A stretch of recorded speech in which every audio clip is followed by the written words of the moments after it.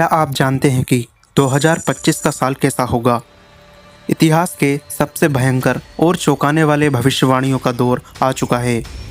बाबा Venga की रहस्यमय दृष्टि, नास्ट्रेदामस की गूढ़ पंक्तियाँ और स्वामी अच्युतानंद दास के ज्योतिषीय संकेत, सभी ने आने वाले साल के बारे में ऐसे खुलासे किए हैं जो आपके रोंगटे खड़े कर देंगे। पृथ्वी की धुरी बदलने वाली है, आसमान से उल्कापिंड गिरने की संभावना है और ऐसा भी कहा जा रहा है कि 7 दिन तक घना अंधेरा पूरी दुनिया को अपनी चपेट में ले लेगा। लेकिन क्या ये सिर्फ प्राकृतिक आपदाएं हैं या इनके पीछे कुछ और बड़ा खेल छिपा है? इतना ही नहीं, कृत्रिम सूरज से लेकर रोबोट के राज तक एलियंस के पृथ्वी पर हमला करने की भविष्यवाणी भी सामने आई है। और क्या आप जानते हैं, तीसरे विश्व युद्ध की शुरुआत हो चुकी है। तो चलिए एक ऐसे सफ़र पर निकलते हैं जहां विज्ञान, ज्योतिष और रहस्यवाद मिलकर 2025 की एक डरावनी रोमांचक तस्वीर पेश करते हैं। क्या ये सब सच होगा या केवल एक कल्पना है? जानने के लिए इस रोमांचक वीडियो को अंत तक जरूर देखें। इन सभी लोगों की भविष्यवाणियां बताने से पहले मैं आपको बता दूं कि ज्योतिष की 2025 को लेकर क्या भविष्यवाणियां हैं। दोस्तों, ज्योतिष के अनुसार 29 मार्च 2025 को जब शनि ग्रह कुंभ से निकलकर मीन राशि में प्रवेश करेगा, तब दुनिया में विश्व युद्ध की शुरुआत की भूमिका का दूसरा चरण प्रारंभ होगा। Russia, Ukraine, Israel, Hamas, Iran, Lebanon के बाद बदलती दुनिया में अब नए मोर्चों पर युद्ध का बिगुल बज सकता है। कुंभ राशि में स्थित शनि के प्रभाव के कारण अकाल युद्ध, विस्फोट, भूचाल, महामारी के साथ ही जनवरी 2025 में कोई बड़ी प्राकृतिक आपदा आने की संभावना है, जिसके चलते बड़ी तादाद में जन और धन की हानि होने की आशंका है। दोस्तों, ज्योतिष के अनुसार 14 मई 2025 से गुरु ग्रह वृषभ से निकलकर मिथुन राशि में 3 गुना अतिचारी हो रहे हैं। अतिचारी यानी वे अब तेज गति से एक राशि को बहुत कम समय में पार करके पुनः उसी राशि में वक्री लौटेंगे और फिर मार्गी होकर पुनः अगली राशि में चले जाएंगे। ऐसे वे 8 वर्षों तक करेंगे। बृहस्पति की इस असामान्य गति से धरती पर हलचल बढ़ जाएगी, क्योंकि बृहस्पति की मीन राशि में शनि और राहु की युति 18 मई 2025 तक रहेगी। बृहस्पति गृह जीवन, शीतलता, सुख, समृद्धि, उन्नति और बुद्धि प्रदान करता है, परंतु जब इसकी चाल बिगड़ जाए तो भारी नुकसान देखने को मिलते हैं। बड़े पैमाने पर जलवायु परिवर्तन के चलते धरती के मौसम और तापमान में बदलाव हो जाएगा। दोस्तों, इसी प्रकार 18 मई 2025 को राहु ग्रह बृहस्पति की राशि मीन से निकलकर कुंभ में प्रवेश करेगा। कुंभ में राहु के जाने से देश दुनिया में हलचल और तेज हो जाएगी। कोरोना वायरस की तरह किसी नई महामारी के आने की संभावना है। टेक्नोलॉजी इतनी विकसित हो जाएगी जिसकी कभी किसी ने कल्पना भी नहीं की होगी। लोग अंतरिक्ष में जाने की योजना बनाएंगे। ज्योतिष की इन भविष्यवाणियों के बारे में आप क्या सोचते हैं? हमें कमेंट सेक्शन में ज़रूर बताएं। चलिए दोस्तों, अब हम 2025 को लेकर की गई नास्ट्रेदामस की भविष्यवाणियों के बारे में जानते हैं। दोस्तों, फ्रांस में 14 दिसंबर 1503 को जन्मे नास्ट्रेदामस ने अपनी पुस्तक में 12 सेंचुरीज यानी 1200 चतुष्पियाँ लिखी हैं। उनमें से अब मात्र 955 अस्तित्व में हैं। इनमें से लगभग 3000 भविष्य कथनों का वर्णन है। 50 वर्षों में उनकी 800 भविष्यवाणियाँ सत्य की कसौटी पर उतरी हैं। उनकी सेंचुरीज में सन 3797 तक के समय काल की भविष्यवाणियाँ की गई है। फ्रांस के मेस बाबाहम ने 4 मई 1555 को फ्रांसीसी भाषा में नास्ट्रेदामस की पुस्तक का प्रकाशन किया था। पुस्तक की प्रकाशन पूर्व इतनी ख्याति हो चुकी थी कि प्रकाशन दिनांक को लंबी कतारें उसके खरीदारों की लगी थी और पुस्तक का प्रथम संस्करण एक ही दिन में समाप्त हो गया था। नास्ट्रेदामस ने अपनी सेंचुरीज में बताते हुए लिखा था कि जो कुछ मैं कह रहा हूँ वो तो आने वाला समय बताएगा कि मैं सही था। मैंने जनहित में अपने भविष्य कथनों को उलझे हुए वाक्यों में लिखा है, जिससे प्रभु इच्छा होने पर लोगों को समझ में आ जाएगा। मुझे यह सब कुछ एक देवीय शक्ति ने बताया है। विश्व अनेक मुसीबतों को झेलने वाला है, जैसा कि मैंने अपनी भविष्यवाणियों में स्थान एवं समय को गुप्त रखकर प्रतीकों के द्वारा स्पष्ट किया है। सन 1566 में नास्ट्राडामस की मृत्यु हो गई थी। दोस्तों, नास्ट्राडामस ने 2025 को लेकर अपनी भविष्यवाणियों में बताया है कि हिमालय में तपस्या करने वाले दिव्य साधु संतों का आगमन होगा, जिनके रहस्य और चमत्कारों के बारे में पूरी दुनिया में चर्चा होगी। यह दिव्य मनुष्य हजारों वर्षों से जिंदा हैं। यही लोग दुनिया में होने वाली एक और गतिविधि को नियंत्रित करते हैं। दोस्तों, जब हमने इस भविष्यवाणी को और गहराई से जानने का प्रयास किया तो हमें हिमालय में एक ऐसी गुप्त जगह का पता चला जहां पर वास्तव में लोग हजारों सालों तक जिंदा रहते हैं। इस जगह का नाम है ज्ञानगंज मठ।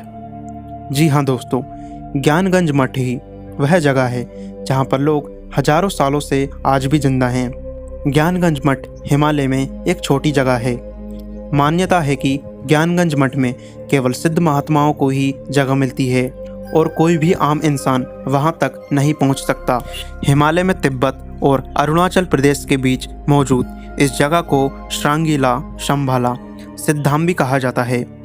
ऐसा कहा जाता है कि यहाँ पर रहने वाला हर कोई व्यक्ति अमर होता है, उसकी कभी भी मृत्यु नहीं होती। दरअसल मान्यता ऐसी है कि यहाँ पर पहुँचने वाले वस्तु या व्यक्ति का अस्तित्व दुनिया से खत्म हो जाता है।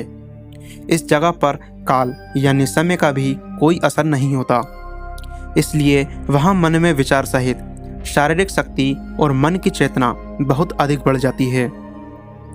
यह ज्ञानगंज मठ असल में कहाँ स्थित है, इसकी सही जानकारी आज तक किसी के पास नहीं है। आपको जानकर हैरानी होगी कि आजकल की मैपिंग सिस्टम की मदद से लेकर हम इसे ढूंढ नहीं सकते। यहाँ तक कि सैटेलाइट में भी इसे नहीं देखा जा सकता है। केवल भारत में ही नहीं, तिब्बत और बौद्ध भिक्षुओं में इसको लेकर खूब बातें होती हैं। मान्यता तो ये भी है कि सिद्ध बौद्ध भिक्षु यहाँ पहुँचने में सफल रहते हैं, लेकिन सही रास्ता किसी को भी नहीं पता है। इस ज्ञान मठ के बारे में कहा जाता है कि यहाँ ऋषि मुनि तपस्या में लीन रहते हैं। कई लोगों ने इस रहस्यमय घाटी का अपनी किताबों में जिक्र किया है। कई लोग तो ये भी कहते हैं कि इस घाटी का संबंध किसी दूसरे लोक से है। चीन ने आधुनिक तकनीक से कई बार इस जगह को खोजने की कोशिश की, लेकिन हर बार उसके हाथ असफलता ही हाथ लगी। इस ज्ञान मठ का जिक्र महाभारत वाल्मीकि रामायण में भी किया गया है। अंग्रेज लेखक जेम्स हिल्टन ने भी अपने उपन्यास लास्ट होराइजन में इस जगह का जिक्र किया है। ज्ञान मठ वाकई कोई जगह है या सिर्फ एक कल्पना है, इसे लेकर अभी कोई ठोस जवाब मौजूद नहीं है। स्थानीय लोक कहानियों में भले ही इसका जिक्र होता रहा है, लेकिन सिद्ध पुरुषों ने भी ये दावा किया है कि वह वहाँ पर जा चुके हैं। ज्ञानगंज में योगियों के अमर रहने की बात पर विज्ञान तर्क देते हुए यह कहता है कि एक निश्चित आयु के बाद जीव की मौत हो जाती है। अगर बॉडी में लगातार नए सेल्स बनते रहें और किसी तरह से ऑर्गन्स को लंबे समय तक स्वस्थ रख सकें तो इंसान भी 1000 साल से ज़्यादा जी सकता है। न केवल साइंस बल्कि आयुर्वेद में भी कुछ ऐसा ही कहा गया है। ज्ञान मठ में रहने वाले ऋषि योग विद्या में पारंगत होते हैं और इसी के सहारे वे अपनी भावनाओं को कंट्रोल कर सकते हैं। इंसान ऐसा नहीं कर सकता है। इंसान का किसी भी चीज़ पर कोई कंट्रोल नहीं है और ना ही मौत पर उसका कोई वश चलता है। लोगों का ऐसा मानना है कि ये जगह किसी खास धर्म से संबंधित नहीं है। यहाँ तक वही पहुँच पाएगा जो किसी तरह से खुद को यहाँ के लायक बना लेगा। यहाँ से कुछ लोग 2025 के अंत तक दुनिया के सामने आ सकते हैं। नास्ट्राडामस ने अपनी दूसरी भविष्यवाणी में बताया है कि धरती पर कुछ ऐसी घटनाएं होंगी जिससे कि पूरी धरती पर अंधेरा छा जाएगा। लोग इस भविष्यवाणी को सूर्य ग्रहण से जोड़कर देख रहे हैं।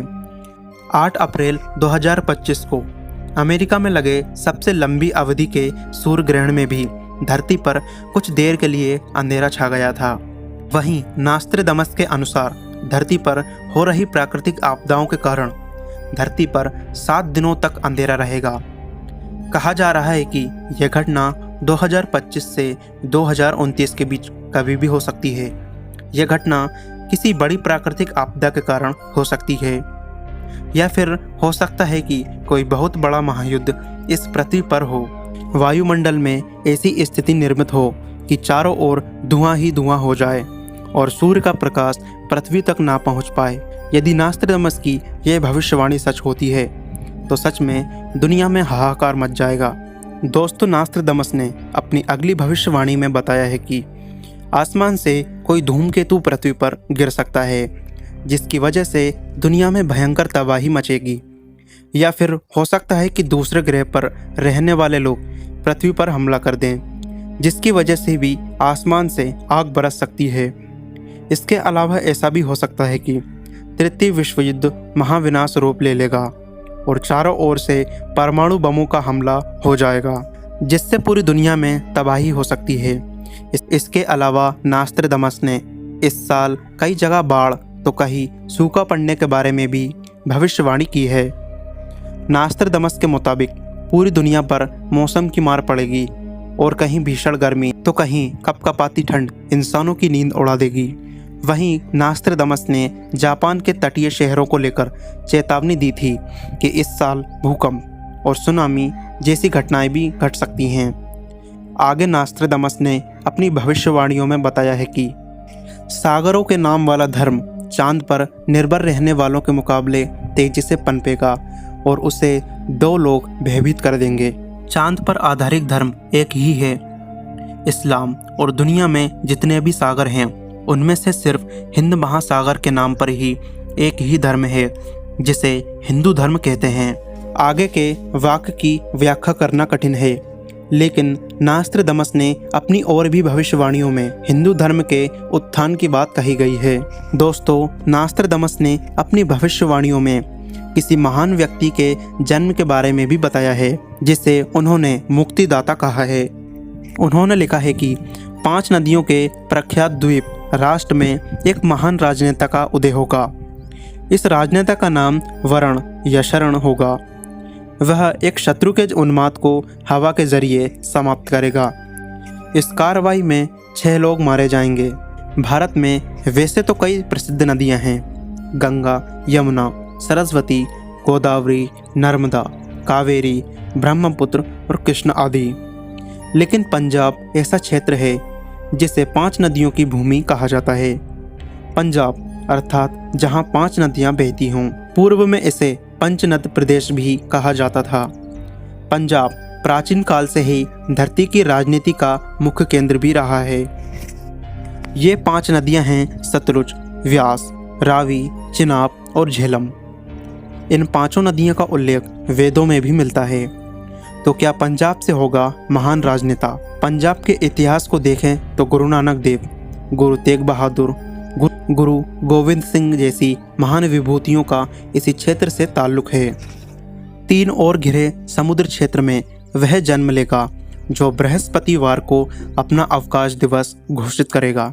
उसकी प्रशंसा और प्रसिद्धि, सत्ता और शक्ति बढ़ती जाएगी और भूमि व समुद्र में उस जैसा शक्तिशाली कोई ना होगा। दोस्तों, 3 ओर से तो भारत ही घिरा हुआ है।